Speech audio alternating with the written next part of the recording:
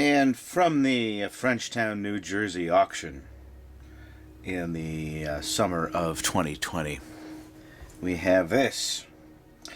This is a front panel. Not exactly for Data General Nova, but close. One of several remanufactures of it, right? Illegal thefts of it, knockoffs, whatever you want to call it. This is the Digital Computer Corporation's D-116 front face. And this is pretty much exactly how I received it in the auction lot. The day I went to pick it up, I haven't even cleaned it yet. As you can see, all of the dirty goo is on it in all of its glory. So we're just going to have a look at this just the way it is, so that we don't miss anything. Let's have a look at the back. A lot of the protective color, I don't know, is it shellac? Maybe it's late at night, I'm not getting the right words in my head. The coating is not present, but let's have a look at the model number here. Oh, yes. D-116 LED front panel. So that's actually a big deal. I just realized that. It's an LED front panel, whereas the front panel of the Data General Novas, they're all incandescent bulbs, right? But this one's LED, so that's a big deal. So the copyright is 1974. We have an assembly number there. Digital Computer Controls front panel right there. We have a number etched in it, and it looks like a crossing out of the number etched in it, so I'm going to let you decide what that means. 2884, and 4 digits are crossed out, and then there is another digit there that I'm not quite sure what to think of. Alright, but one of the things we're going to do is take this apart, look at what's in it, see how dirty my hands get, and compare switches. Because I have some other switches right here that I'd like to compare to the ones that are here and see if we have any matches or at least partial matches. So we're going to dive right into that right now. So there's a mixture here of Phillips and flathead screws. So it looks like there's no particular pattern whatsoever. So at some point, some were replaced. I imagine that the originals are probably the flatheads, and it's the Phillips that were replacements at some point. At one time this was taken out and they were lost or something. So let's start with the flathead ones, and I need a little... Oh, let me get a little thing to put the screws in so I don't lose anything. I think I have just the thing. Just the thing.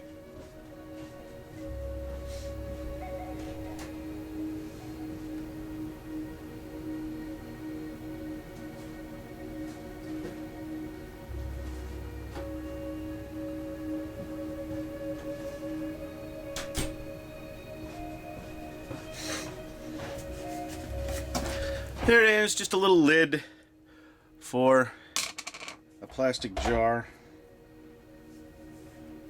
Nothing special. Ooh. That's a very thin. Yes, I need the special customized screwdriver that I've ground down into some very fine and narrow. I use this quite a bit, actually.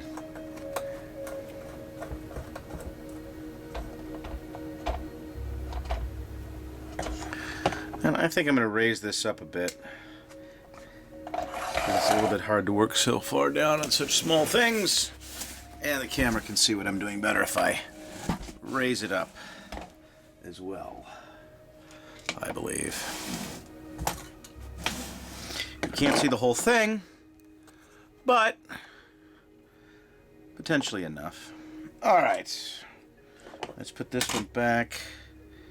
We have a Phillips here. That one comes out a little tough.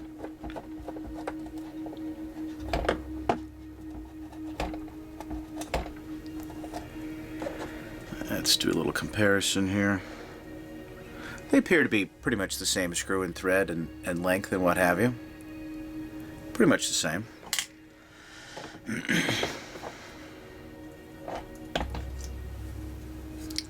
Flathead on this one. Oh, that one was loose.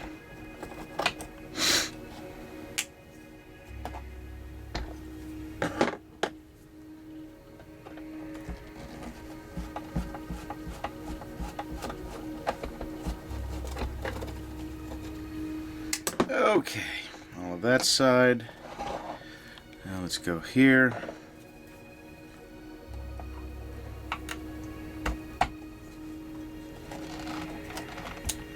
Uh-oh.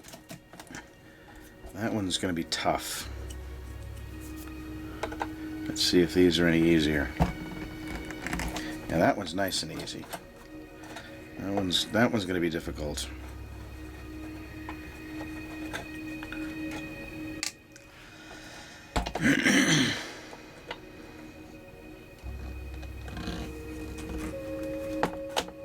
I'm just noticing here, AW Rev A. I didn't see that before. So I'll make sure to document that. I'm also noticing that this is, these traces don't look like they've been done by hand, but by a machine, as my friend Pro has pointed out to me many times, because, the corners aren't curved. The lands aren't curved. They're very narrow, very close together, and they all have right angles instead of curves. My friend Pro always tells me, when every time you see curves, machines didn't do that, humans did. At least as far as the initial etching design evidently was done by hand when you see it's curvy, but this not so much. But copyright is still 74, so whether that's a manufacture date or not sure. A little bit of rust on that one. Just a wee bit there. Alright, so reaching the point at which this is a bit loose because the switches are separating from the chassis. Alright, let's see if I can get this one loose without any damage.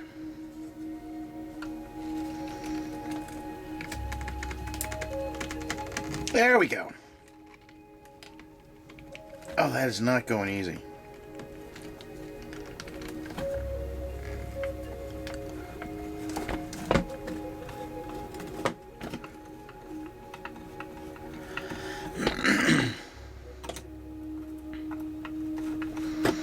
Marred up the head a little bit, but not much. Now, there, it's completely free. I don't know why that one was so hard to come out. Maybe it had a substance on it that locked it in tight. Who knows? Okay, so let's pull this off. I'm going to move this away now, and I want to see the whole thing. There we go.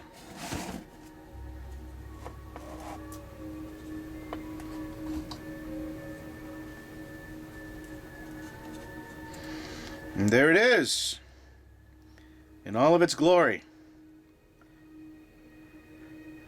Let's set this aside. Just have a look in here, just for a minute.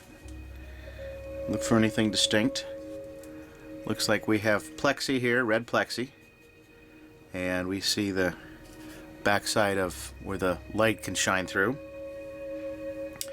And we see some numbers here. So here is a number. Right there. 225175Q. Here's a different number right here. 150141C. Don't know what these are. And then there's one right here, which is probably yet a different number. We have some masking tape to pull away here. Some good old stuff that's certainly been there for decades. Oh. All right.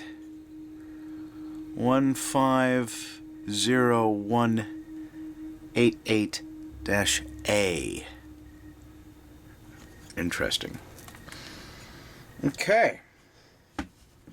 Well, there's certainly a amount of gook in there. And if I do that, now the gook is on the bench. And you can watch me sweep it up if you want to. Because you know you want to.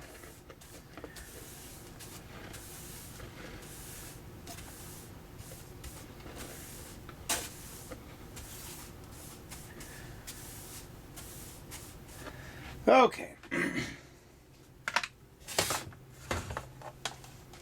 Now, let's have a closer look at this.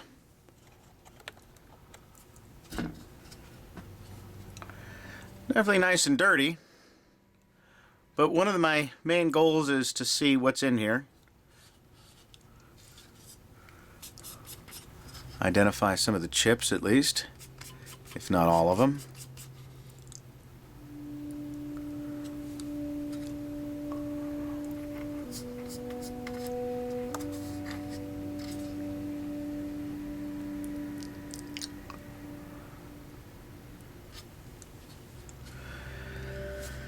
Okay, those seem to be the main ones. Switches is what I'm really interested in for this one. We have a couple double pole here. Looks like double pole, double throw. I think they're all double throw. And these appear to be single pole. And of course they're all momentary, center off. This one seems to be a bit stuck. Let's see which one this one was.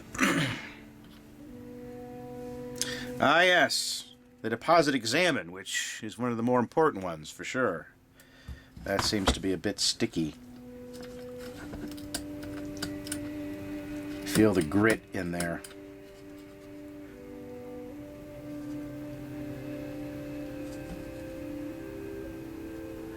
Huh. Okay. Well, as one of the things I'm noticing is some of the switches are blue and some of the switches are red. And it doesn't appear... maybe they're just slightly different brands or different versions of this, but definitely all the same switch.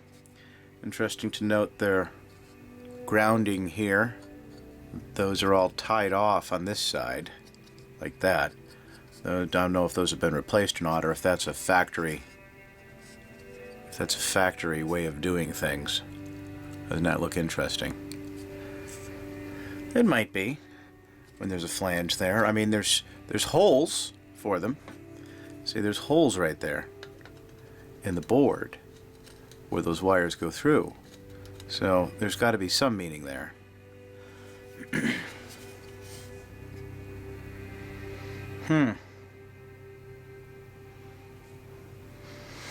Lovely collection of spider webs. We'll be cleaning that up soon. But sure enough, they're definitely all LEDs. Those vintage 70s ones, no doubt, since it's from definitely the 70s. Maybe not quite 74, but it's got to be in the general vicinity. Let me set these aside so I don't accidentally knock them off. But let's do what we came here for. Let's see if we can clean off some of these switches and see what they say. I immediately can tell that some of them say micro. Now this one on the end that's got some problems. This one is pretty dirty, and I'm wondering, am I going to take the lettering off if I use alcohol on my cotton swab here or not? Here's one, just in case I do. Here's one that I think I can read without that, and it says micro right here, right there. And I think we can see a model number. Although I can't see it in the viewfinder, I should be able to see it when I actually look at the full-size video. There we go. And then what about some of the red ones? Well, let's look at some of the red ones. They're just stamped instead of printed. Let's see, that's one I want to start with. So let's see if we get the light in there.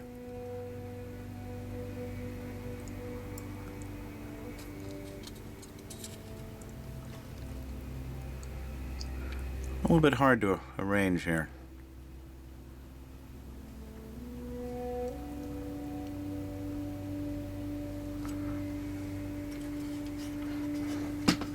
So it really looks like there's two types. There's a micro brand switch and another brand switch. and it doesn't seem to make a difference. I think it's the red and the blue are the difference. Now, I'm not sure if the... I'm going to put my glasses on so I can actually read these now. C and K. On this side right here, I can see pretty clearly C and K right there. And on this side of this,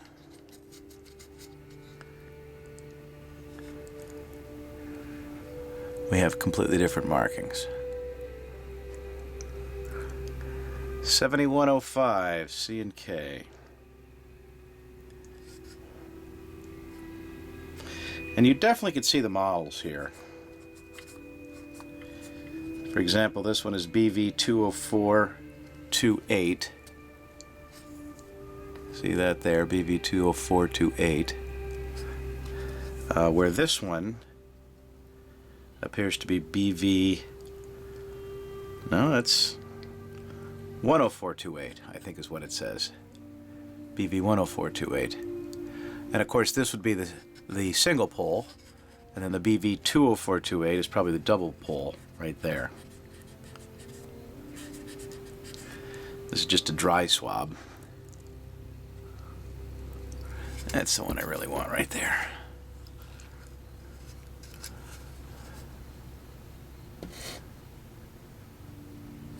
It's been a Southwest autumn journey called Mystic Canyons on this transmission of Hearts and Space. Yes. Well, let's try a little alcohol, shall we? We'll just do a little 50% isopropyl here. Get a fresh swab. Fresh Q-tip, as it were. Michael Graham Allen and Barry Strand from their best of collection in Beauty, Iowa. Then Atlanta synthesis John Seri and Seattle World Flute Specialist Gary Strautsos with a piece from Hidden World. Followed by Santa Fe native flute specialist Scott August. Definitely dirty. Release Distant Spirits. Well, Moving deeper, music by Taos Pueblo musician Robert Mirabal as Johnny Whitehorse from Totemic Flute Chant. I don't know if it's taking anything off or not, but what it's revealing is there's not much there. From Speak to the Sky. And by Phoenix, Arizona flutist Sherry Finn's. Well, let's just try water, shall we? Sure. In the deep zone, Coyote Old Man returned with a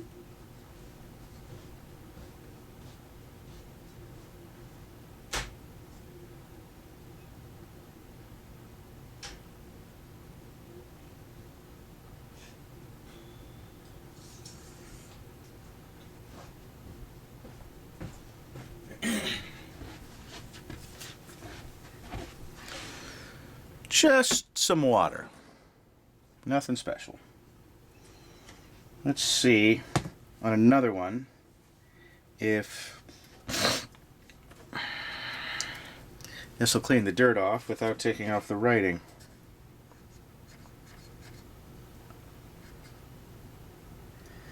I'm pretty sure it says BV1028 micro.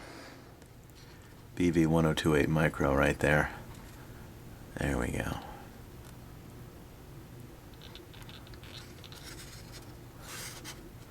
And that's the C and K there. Okay. Yeah, I can see it very clearly on this one, BV1028. But you just can't get in there with the angle of the camera. Let's see, how am I able to see that with my eyes? There it is. Right there, BV1028. Just trying to get it. I might be focused enough on it. It's really hard to see. But anyway, I think we have it. 7105 C and K. And it appears this one is a 7205 C and K. So the double pole ones is the 7205 C and K. The single pole ones appear to be the 7105 C and K. And the micro, yeah, we appear to have the single pole be the BV. There we go. That's a beautiful one right there. Be the BV 10428 by Micro. BV 10428. And then this one would be the BV 20428 by Micro right there. And that's a bit hard to see. This one should be easier. You know, I think even water is taking off some of that lettering, BV 20428 right there, because that looked a little bit better before I tried to clean it. So I'm going to bend that resistor, or that capacitor, excuse me, and show that one, BV 20428, without cleaning it at all. Now let's just do a very light wipe with water. Very light. There. Right there. There it is. So those are the switches. Now, let's look at other markings on here. We have an M14A. I don't know what that would mean. AW Rev, which I think we saw on the other side. And everything else just looks like it's parts designation. So we'll clean this up and get a better look at it another time, because my hands are getting a little bit dirty. But before we go any further, let's have a look at the sample switches. Now, these right here, oh, let's clean off our working surface here even ever so slightly. There we go. Okay, so here's my sample switches. And I can tell right away that two of them look right and two of them don't. These two look right, just as you can see on the side, and these two do not. So let's go in a little tighter on that.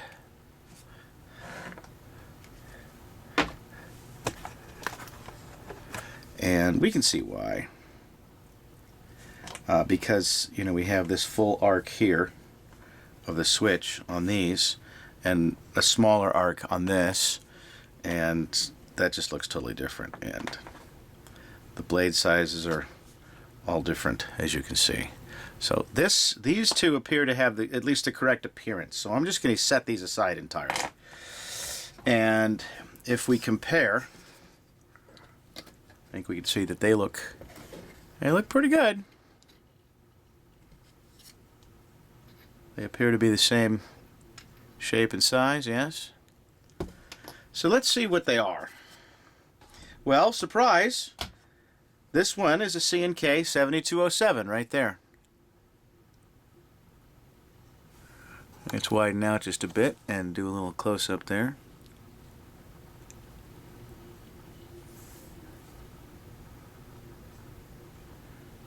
C&K 7207. Now, that's a double pole.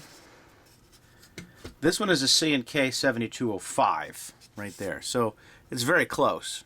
Definitely have the same brand with the C&K. So I'm not sure what the difference is between a 7205 and a 7207. You know, it could be that flange, right? Because if you notice this one, well, the flange doesn't have a hole in it like this. They're bent down, and then they have those two holes. But look, maybe that's what those two holes are for. As a matter of fact, I'm certain of it. That is exactly what that looks like. That's what those two holes are for, because we see that same style right here on the micro switch. So there you go. So I would say we found certainly a compatible switch here, which is good. So this is one of them. Now let's have a look at what this one is. This one is a totally different brand. It's maybe a generic, I don't know. But these are the markings on it. And by the way, I got these at a parts house, oh gosh, somewhere in Canada. When I went to visit Larry Marsden, who made a fantastic donation of Convergent Technologies stuff, mighty frames and software, and even a mini frame, and you know, some tape drives and things. It was very generous things he wanted to get out of his basement and bring to a good home. So On that trip, I visited this place because I think he told me about it, or somebody did. And it was a parts warehouse. Good old parts warehouse where you just go through bins of switches and old electronics for sale, and everything seemed a bit overpriced, even in the Canadian dollars. That's a whole other experience entirely. But anyway, that's where I got these from. A little more than a year ago. It was in May of 2019 I picked these up. Okay, so let's have a look at the markings on this one here. This green body one. Definitely a single pole double throw. But let's have a look at the markings there. And M2T19. And there's nothing on the other side. So this doesn't really say a whole lot about what this is, but certainly the same style. Certainly the same style. So we found some compatible switches, and we might be able to look up more now that we know what's in here in case we need some more. But that said, my friend Bill wants one of these. So instead of breaking one of these off, because one of the front panels that he got from me was missing at least the outer portion of this switch. Instead of breaking one of these off, I'm going to send him a new one. And so I'll probably send him this C&K 2707 right here. And if he wants to solder, change out the whole thing, he's certainly welcome to do that, because evidently it'll fit. And I'm not sure whether it's a single pole or a double throw. Maybe I should send them both. Maybe I should. Because we have an example of each here, actually. A single pole and a double pole. A double throw on each. And that's what seems to be consisted of entirely here in this. So that's the first look. From here on, I think I'm going to do some cleaning. And I'm not sure if I'm going to do that on camera or off, but I'm definitely going to take a break because I want to wash my hands. So, such that it is. Thanks for watching.